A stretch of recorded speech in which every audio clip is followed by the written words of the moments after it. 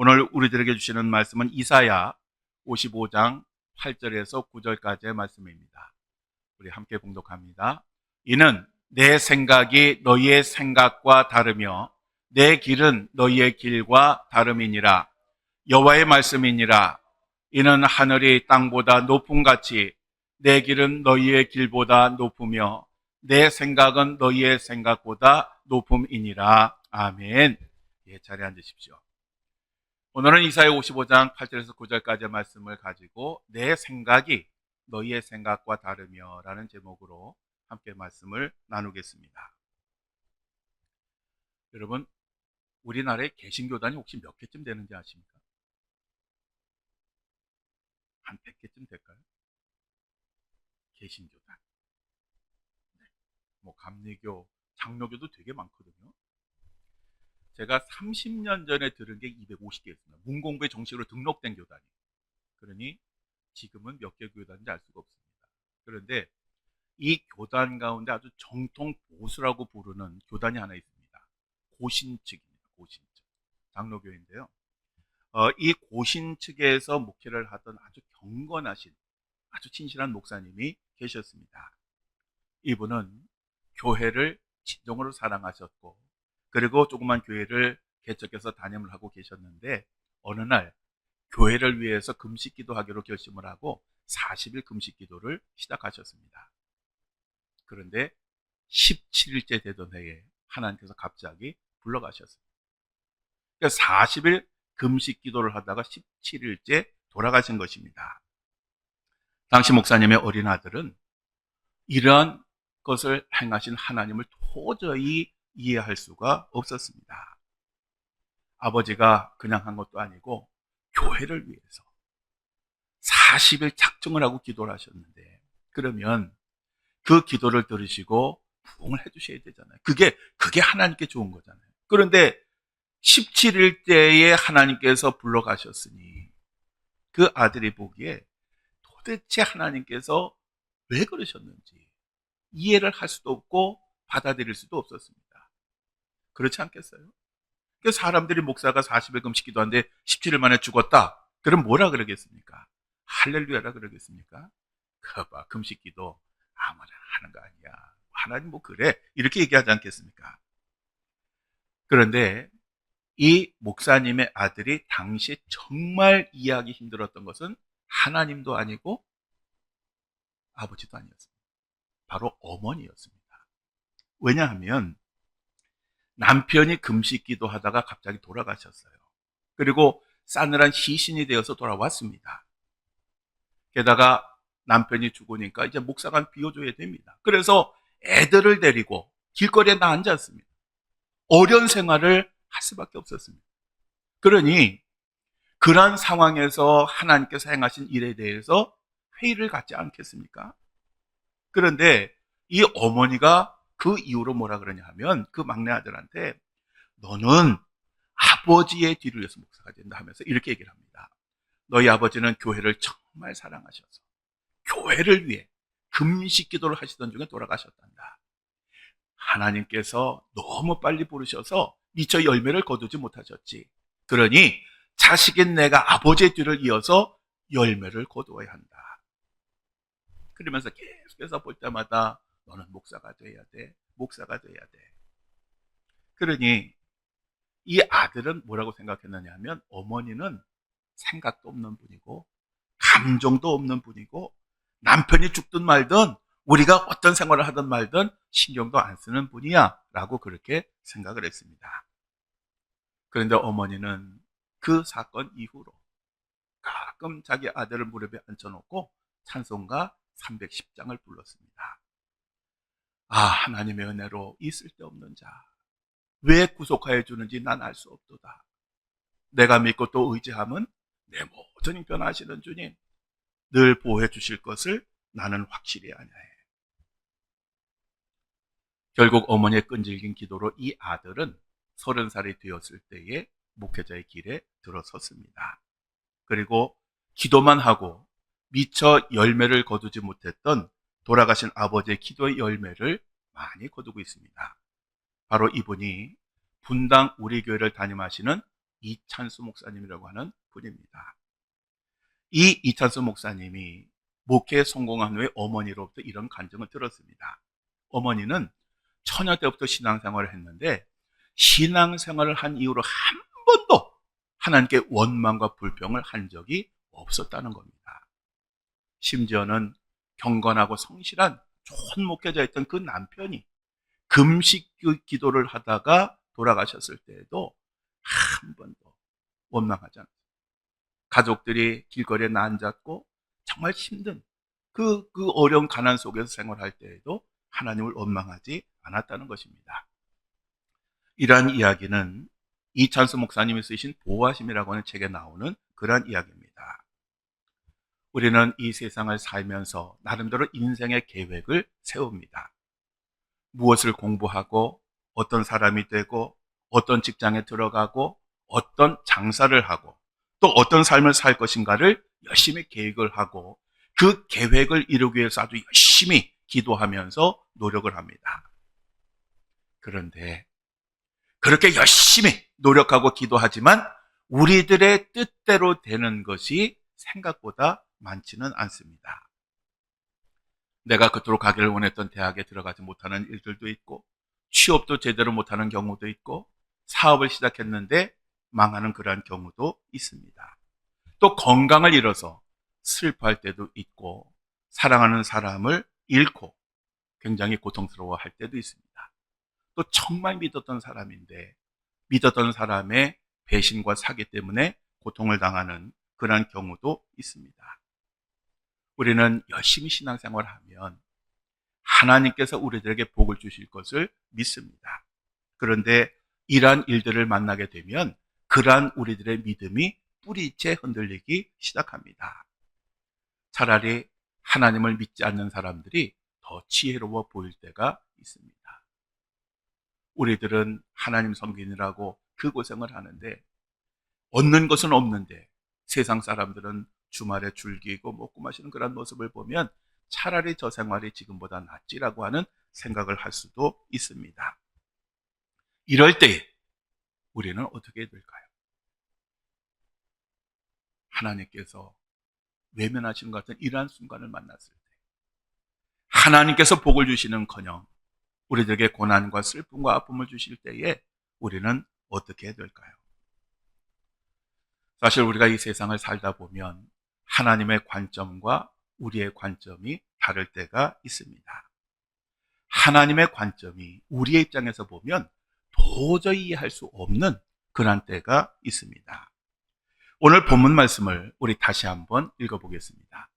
이는 내 생각이 너희의 생각과 다르며 내 길은 너희의 길과 다름이니라. 여호와의 말씀이니라. 이는 하늘이 땅보다 높음 같이 내 길은 너희의 길보다 높으며 내 생각은 너희의 생각보다 높음이니라. 아멘. 우리는요, 아무리 배우고 아무리 똑똑해도 내일 일은 알 수는 없습니다. 그래서 야고보서 4장 13절에서 14절에 보면 들으라 너희 중에 말하기를 오늘이나 내일이나 우리가 어떤 도시에 가서 거기서 1년을 머물며 장사하여 이익을 보리라 하는 자들아 내일 일을 너희가 알지 못하는도다 너희 생명이 무엇이냐 너희는 잠깐 보이다가 없어지는 안개니라. 우리가 삶의 계획을 세우지요. 그리고 열심히 노력을 하지요. 그렇지만 내일 어떤 일이 일어나지 않은 사람은 하나도 없습니다. 그렇지만 하나님은 우리를 창조하셨을 뿐만 아니라 우리의 인생 전체를 보시고 우리를 인도하시는 분이십니다. 우리 하나님은 우리보다도 우리 자신을 더 잘 아시는 그러한 분이십니다. 이러한 하나님이 우리를 인도하시는 것, 그리고 우리가 스스로 판단하고 행동하고 선택하는 것, 어느 것이 더 지혜로울까요? 어느 것이 더 좋을까요? 우리의 관점에서 보면 세상의 일들은 정말 이해하기가 쉽지 않습니다. 내가 하나님이라면 아마 세상을 그렇게 운영하지는 않을 것입니다. 마치 뭐가 가냐 하면 예수님 당시에 메시아인 예수님이 그 죄인들과 함께 지내고 놀라운 능력을 가졌음에도 불구하고 무기력하게 체포되시고 십자가에 달려 죽으신 그 사실을 유대인들은 도저히 이해할 수가 없었습니다. 그들의 사고방식으로는 하나님은 절대로 그렇게 해서는 안 되는 분입니다. 왜냐? 선민 이스라엘 백성들을 구원을 해주셔야 되는데 그 구원이라고 하는 것은 예수님의 방법이 아니라 그 로마 제국을 무너뜨리고 세상을 지배하는, 통치하는 바로 그런 모습이어야 한다는 것입니다. 그러니 예수님께서 십자가에 달려 죽으셨을 때에 그 유대인들이 얼마나 실망하고 절망했겠습니까? 어떻게 보면 기독교를 아주 심하게 유대인들이 박해했던 것도 사실 이해가 되는 면도 있습니다. 너무 실망감이 큰 것입니다. 거룩한 선민을 이방인의 손에 구원해 주시는 것, 바로 그것이 그들이 생각하는 하나님이었습니다. 우리가 모세를 예를 들어도 그렇습니다. 모세가 이스라엘 백성들을 이끌고 광야를 지날 때에 이스라엘 백성들은 그들을 노예의 삶에서 구원해 주신 그 하나님의 은혜에 감사하고 찬양하면서 광야길을 걸었던 것이 아닙니다. 그들은 수없이 불평과 원망을 하면서 차라리 애굽에서 종살이할 때가 좋았다라고 그렇게 주장을 했습니다. 왜냐하면 사실은 그들이 애굽에서 그 가나안 땅까지 가는데 지중해 길로 좋은 길이 있었습니다. 이게 열흘이면 가는 길입니다. 그런데 이스라엘 백성들이 얼마를 광야에서 헤맸습니까? 무려 40년. 그러니까 40년 동안 광야에서 뺑뺑이를 돌았으니 이게 생각해보면 얼마나 답답합니까? 만약에 하나님께서 보름이면 갈 수 있는 지중해 길을 가게 하셨다면 아마 이스라엘 백성들은 그렇게 원망하고 불평하다가 광야에서 죽을 일도 없었을 것입니다. 그러니까 하나님의 그 일은 인간의 상식과 합리적인 생각에서는 이해가 되지 않을 때가 많았습니다. 그래서 이 이스라엘 백성들이 이제 시내산에서 머물 때 모세가 시내산에 올라가서 금식 기도하면서 하나님께 십계명을 받을 때에 했던 일이 뭡니까? 금송아지를 만들어 놓고 보라, 이것이 바로 우리를 애굽에서 인도해내신 하나님이다, 신이다, 이렇게 주장을 했습니다. 하나님께서 이것을 보시고 아주 분노하셨어요. 그래서 이 하나님이 이거 도저히 이제 눈 뜨고 볼 수 없네, 내가 니들 완전히 지구상에서 흔적조차 없애버리고 차라리 새로운 민족을 내가 선택해가지고 구원 계획을 이루어가겠다라고 그렇게 말씀하셨습니다. 그러자 모세가 하나님 앞에 엎드려 이렇게 기도합니다. 우리 함께 읽겠습니다. 주의 종 아브라함과 이삭과 야곱을 생각하사 이 백성의 완악함과 악과 죄를 보지 마옵소서. 주께서 우리를 인도하여 내신 그 땅 백성이 말하기를 여호와께서 그들에게 허락하신 땅으로 그들을 인도하여 드릴 만한 능력도 없고 그들을 미워하기도 하사 광야에서 죽이려고 인도하여 내셨다 할까 두려워하나이다. 아멘. 모세가 뭐라 그랬습니까? 하나님, 만약에 하나님께서 이 광야에서 이 백성을 멸하신다라고 하면 애굽 사람들이 얼마나 좋아하겠습니까? 그들이 얼마나 하나님을 조롱하겠습니까? 그러니까 제발 참아주세요 라고 호소를 한 겁니다. 그럴싸한 그런 이야기죠. 우리도 사실 종종 이런 기도를 합니다. 즉 하나님의 영광을 위해서 우리를 잘 되게 해주세요. 내가 잘 되는 게 중요한 게 아니고 내가 잘 돼야 하나님께 영광을 돌린다는 겁니다. 즉 내가 잘 돼야 세상 사람들이 하나님 잘 믿으면 저렇게 복을 받아, 그러니까 우리 하나님 믿어야지, 이렇게 생각하지, 믿는 사람들이 계속 안 되면 사람들이 뭐라 그러겠습니까? 아이고 예수 믿어봐야 저 모양 저 꼴인데 뭘 예수를 믿어, 그냥 이렇게 살지 라고 그렇게 얘기를 하지 않겠습니까? 그래서 우리가 하나님 앞에 기도할 때 하나님의 영광을 위하여 이 문제를 해결해 주시고 성공하게 해주시고 잘 보이게 해주세요라고 기도하지 않습니까? 그러니까 사실 어떻게 보면 협박을 하는 거죠. 하나님, 사실은 내 영광을 위해서지만 하나님의 영광에서 내 기도를 들어주세요, 이렇게 기도를 합니다. 사실 모세 입장에서 보면 생각해 보십시오. 그 지가 원한 것도 아닌데 하나님께서 강제로 보내가지고 지도자 역할을 했잖아요. 그리고 이스라엘 백성들이 곱게 따라왔습니까? 처음부터 지가 뭔데 우리의 지도자가 되는 날부터 시작해가지고 하여간 어려운 일이 있을 때마다 원망과 불평을 하고 심지어는 때려 죽이려고 했습니다. 그럼에도 불구하고 모세가 꾹 참고 하나님께 이렇게 기도를 드렸던 것입니다. 그런데 이러한 모세의 인내가 바닥이 난 때가 있었습니다. 그것은 무리바라고 하는 곳에 이르러서 이스라엘 백성들이 아주 갈등의 목대에서 하나님께 부르짖으니까 하나님께서 이 모세에게 반석을 한번 치라고 명령을 하셨습니다. 그런데 모세는 이때에 반석을 2번을 칩니다. 왜 그러느냐? 이것은 아니 그렇게 원망과 불평을 하는 이 이스라엘 백성들의 그 기도했다고 그렇게 쉽게 들어주십니까? 이거 하나님 좀 이게 뭐 잘못된 거 아닙니까? 라고 하는 그런 표현이기도 했고요. 또 하나는 너무 이제 지긋지긋한 거예요. 이 이스라엘 백성들이 이게 뭐 철딱선이들 애들도 아니고 수시로 그러니까 화가 그러니까 이게 해주고 싶지 않았던 겁니다. 그래서 그 분노와 그 화의 그 표현으로 반석을 2번 친 겁니다. 그런데 결과가 어떻게 됐습니까? 이스라엘 백성들은 그 갈등을 해결했지만 모세는 가나안 땅에 들어가지 못하게 되었습니다. 여러분, 모세가 하나님께 뭔 죄를 지었습니까? 사실 죄로 따지면 이스라엘 백성들의 죄와는 비교할 수가 없습니다. 모세는 딱 한 번 하나님의 뜻에 불순종한 것뿐입니다.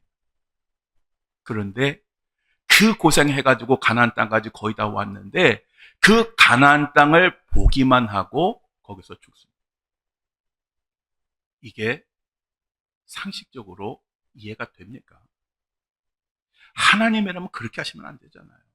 뭐 징계는 하실 수 있죠. 이것이 그렇지만 그래도 가나안 땅엔 그래도 좀 들어가서 죽이시더라도 들어가게 하셔야 되잖아요.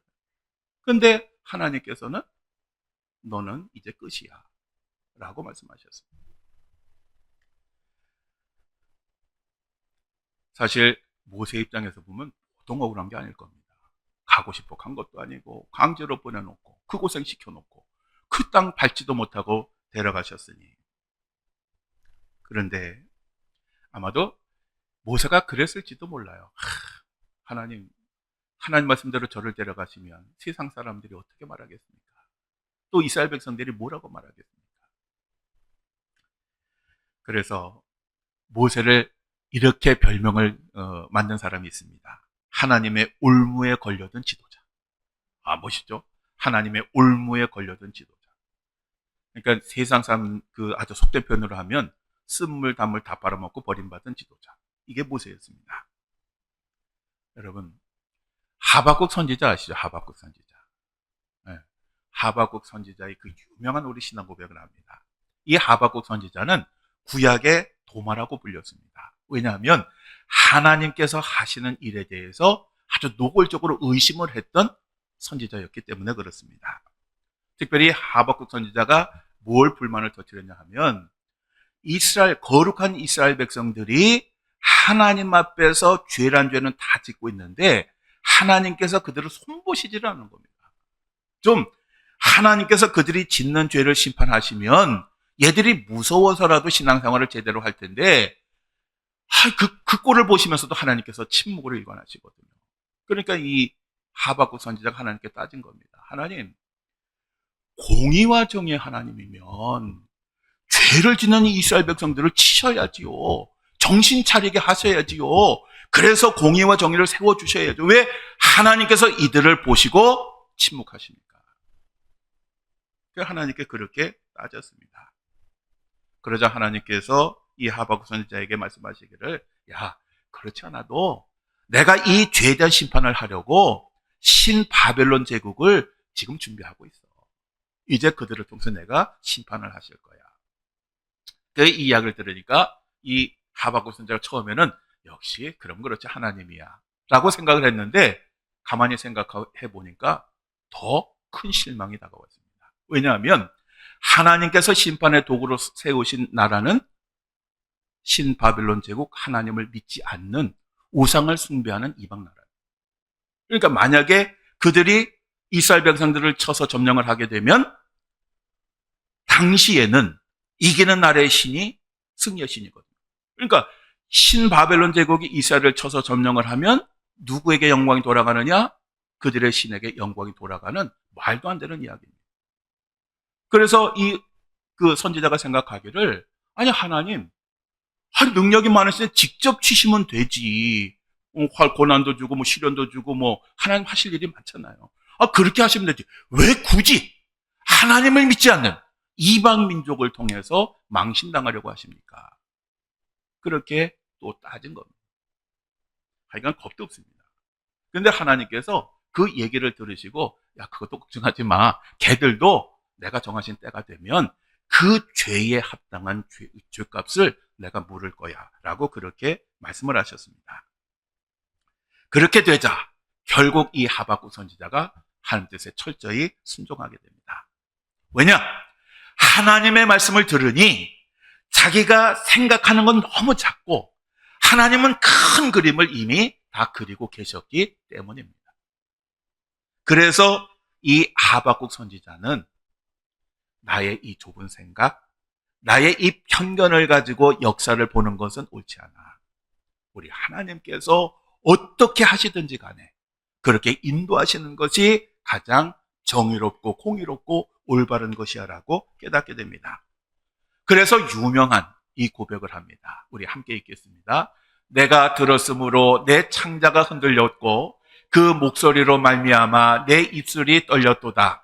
무리가 우리를 치러 올라오는 환난 날을 내가 기다림으로 썩이는 것이 내 뼈에 들어왔으며 내 몸은 내 처소에서 떨리는도다.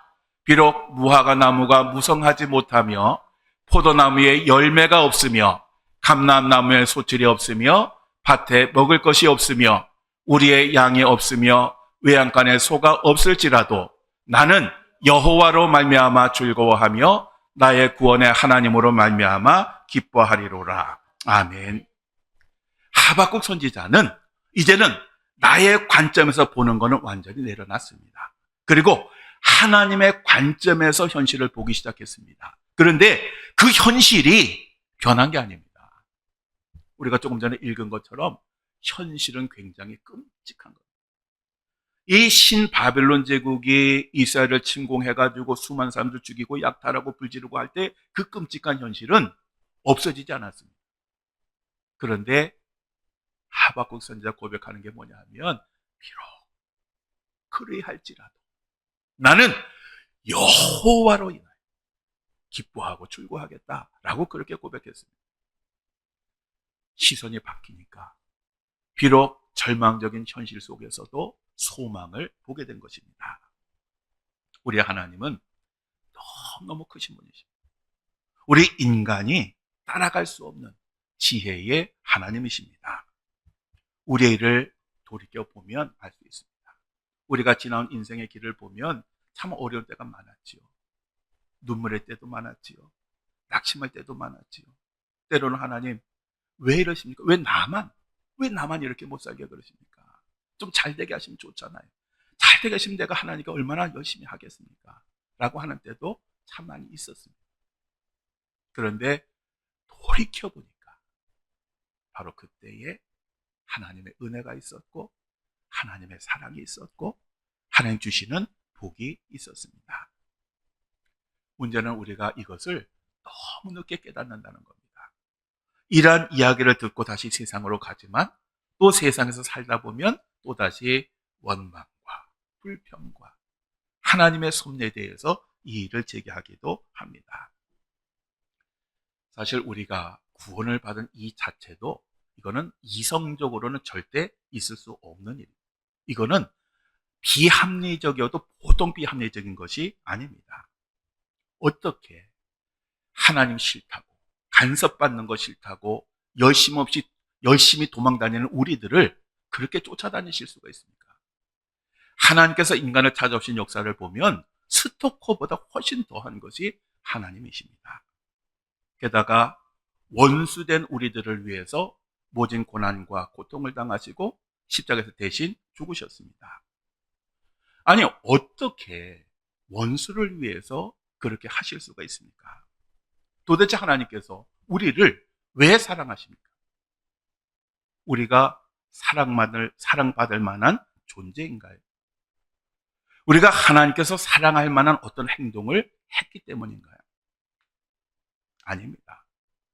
우리는 하나님의 그런 사랑을 받을 만한 일을 한 적이 없습니다. 그런데 하나님이 먼저 우리를 사랑하셨습니다. 사랑하시니까 모든 것을 아낌없이 내어주셨고, 우리를 사랑하셨기 때문에 모든 것을 희생하셨습니다. 우리의 구원은 바로 비상식적인 결과로 이루어진 것입니다.